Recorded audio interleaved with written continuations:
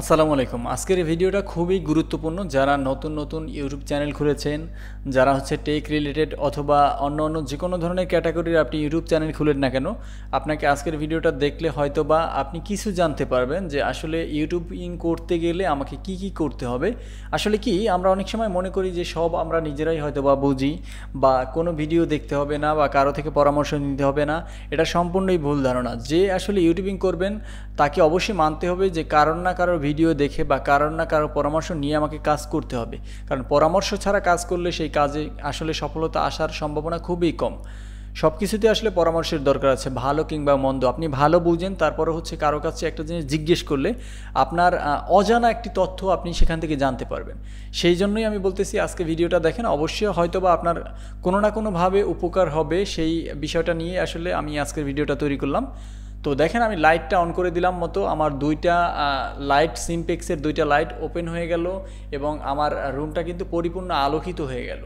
তো দেখেন যে আসলে একটা টেক রিলেটেড কিংবা যে কোনো ধরনের চ্যানেল যদি আপনি চালাতে চান, তো আপনাকে মিনিমাম কিছু বাজেট রাখতে হবে। তো আজকে আমি কথা বলবো টেক রিলেটেড চ্যানেল যদি আপনি চালান তাহলে আপনাকে কি কি কিনতে হবে। দেখেন, সিমপেক্সের ফটো অ্যান্ড ভিডিওর দুইটা লাইট ফ্রেম আছে।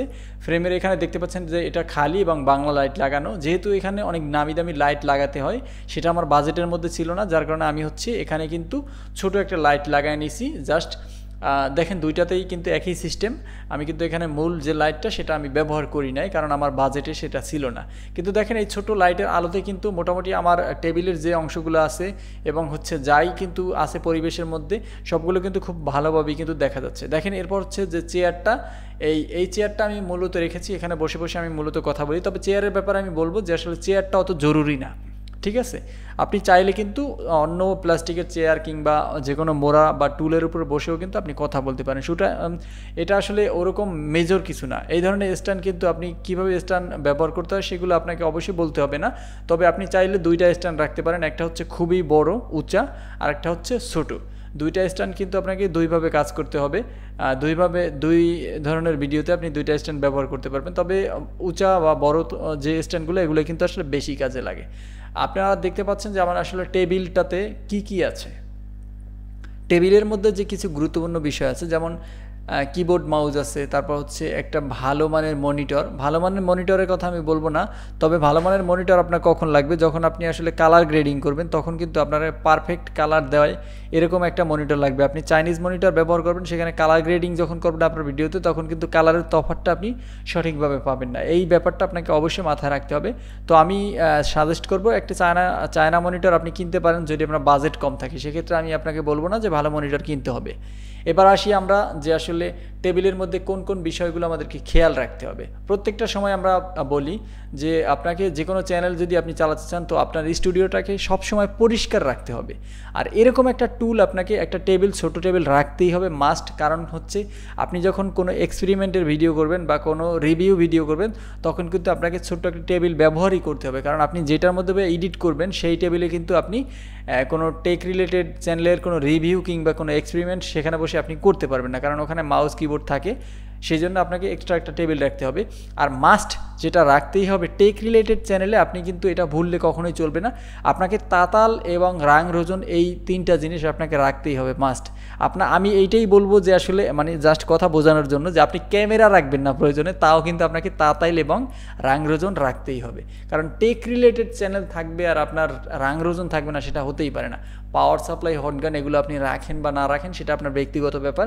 আপনি ভোল্টেজের কাজ অন্যভাবে করেন, কোনো সমস্যা নেই, কিন্তু আপনাকে মাথায় রাখতে হবে তাতাল, রাং রোজন, এইগুলো কিন্তু আপনাকে অবশ্যই রাখতে হবে। তো আমরা আসলে মোটামুটি বাজেটগুলো দেখলাম যে আসলে কীভাবে একটি পরিপূর্ণ ইউটিউব চ্যানেল খোলা যায় এবং চ্যানেলের যে কাজগুলো সেগুলো করা যায়। রুমের মধ্যে কি কি আছে অবশ্যই আপনারা দেখতে পাইছে। তো আমি আসলে কোরাই 3 8 জেনারেশনের একটা কম্পিউটার ব্যবহার করি, সেটা মোটামুটি ভালো একটা পারফরমেন্স আমাকে দেয়। আমি কিন্তু চাইলে 3টা অ্যাপসেই ব্যবহার করতে পারি, প্রিমিয়ার প্রো, তারপর ফটোশপ, তারপর অডিও এডিশনের যে ভার্সনটি আছে সেটাও কিন্তু আমি এখানে ব্যবহার করতে পারি। তারই সাথে সাথে কিন্তু আমি আসলে কার্টুন মেকিংয়ের জন্য যে কার্টুন অ্যানিমেশন, যে একটা অ্যাডোবির অ্যানিমেশন যে একটা সফটওয়্যার আছে, সেটাও কিন্তু আমি ব্যবহার করতে পারি। তবে আপাতত সেটা আমার লাগে না, সেই জন্য আমি আসলে ব্যবহার করতেছি না। তবে একটা জিনিস খেয়াল রাখতে হবে, আপনাকে কোরাই 3 মিনিমাম 8 জেনারেশন রাখতেই হবে, তা না হলে কিন্তু আপনি আসলে পরিপূর্ণভাবে সুন্দরভাবে আপনি কাজ করতে পারবেন না। Core i3 6th জেনারেশন দিয়ে কাজ করা যাবে, সবাই বলবে কাজ করতে পারবেন, কিন্তু আপনি যখন ভালো একটা ট্রানজিশন ব্যবহার করতে চাইবেন, ভালো একটা ইফেক্ট ব্যবহার করতে চাইবেন, তখন কিন্তু আপনি চাইলেও আসলে সেই কাজটা পরিপূর্ণ কিংবা পারফেক্টভাবে করতে পারবেন না। একটা কথা আমি বলি, আপনি যখন একটা ভিডিও এডিট করতে যাবেন তখন যদি আপনার কম্পিউটার হ্যাং করে বা যে অন্য ভাষায় আমরা বলি যে ল্যাগ করে, তখন কিন্তু আপনার কাছে খুবই খারাপ লাগবে। আর কম্পিউটার হ্যাং করা কিংবা কোনো মোবাইল হ্যাং করা যে আসলে কতটা যন্ত্রণাদায়ক একটা ব্যাপার, এমনিতেই যারা আসলে টেক রিলেটেড কিংবা কোনো ইউটিউব চ্যানেল গ্রো করতে চান বা কোনো ইউটিউব চ্যানেল রানিং চালাতে চান, তারা কিন্তু জানেনই যে আসলে ইউটিউবে কী পরিমাণ প্যারা। একটা ভিডিও মেক করা থেকে মানে শ্যুট করা থেকে শুরু করে এডিট পর্যন্ত আপনি একদম পরিপূর্ণ করতে গেলে যে আপনাকে কতটা পরিশ্রম করতে হবে সেটা শুধুমাত্র একজন ইউটিউবারই জানে। একটা ভিউয়ার্স শুধুমাত্র আপনার ভিডিওটা দেখবে, ব্যাস এই পর্যন্তই আপনার কাজ, এরপরে কিন্তু তার কোনো কাজ নাই।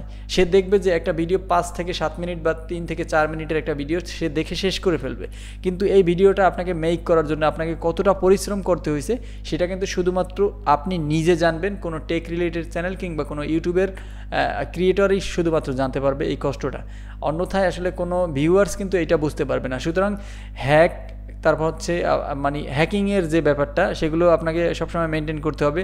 আপনি কোনো থার্ড পার্টি সফটওয়্যার ব্যবহার করবেন না, এটাই আমি হচ্ছে বারবার বলি। আর দ্বিতীয় কথা হচ্ছে আপনার কম্পিউটার ল্যাগ করবে এমন কোনো আসলে কম্পিউটার ব্যবহার করবেন না, কারণ খুবই আসলে আপনার কাছে বিরক্ত লাগবে যখন আপনার কম্পিউটার হ্যাং করবে আপনি যখন কাজ করতে যাবেন। এই বিষয়গুলো আপনাকে অবশ্যই খেয়াল রাখতে হবে। আমি কিন্তু আরেকটা কথা বলি, আমি কালার স্ক্রিনের কথা তো বললামই যে চায়না মনিটর আপনি কেন ব্যবহার করবেন না, কারণ আপনি যখন ভিডিও এডিটিং করবেন, কালার গ্রেডিং যখন করবেন তখন দেখবেন যে আপনার মনিটরের কালার এক, কিংবা আপনি যখন পরিপূর্ণ একটা কালার আপনি আপনার ভিডিওতে ইনপুট করলেন, আপনি পরিপূর্ণ একটা কালার দিলেন, তখন মনিটরের যেহেতু আপনি চাইনিজ মনিটর চালাচ্ছেন সেক্ষেত্রে কিন্তু সেখানে পারফেক্ট কালার দেখাবে না। তো আপনি দেখলেন যে ওই মনিটরে ভালো দেখাচ্ছে না বা খারাপ দেখাচ্ছে, সেখানে আপনি লাল কালার একটু গাঢ় দিলেন, হলুদ কালার একটু গাঢ় দিলেন, দেখলেন যে আপনার মনিটরে একরকম দেখাচ্ছে। যখনই আপনি অন্য কোনো স্ক্রিনে দেখবেন, কোনো মোবাইলে দেখবেন, তখন কিন্তু আপনার এই কালারটা কিন্তু অন্যরকম হয়ে যাবে। তো এই জন্য বলবো যে চায়না মনিটর ইউজ না করে পারলে করবেন না, কিন্তু বাজেট স্বল্পতার কারণে আপনি করতে পারেন। আর হচ্ছে সাউন্ড সিস্টেম আপনাকে অবশ্যই ভালো রাখতে হবে। ভিডিওটি ভালো লাগলে অবশ্যই লাইক কমেন্ট শেয়ার করে আমাদের পাশে থাকবেন। আসসালামু আলাইকুম।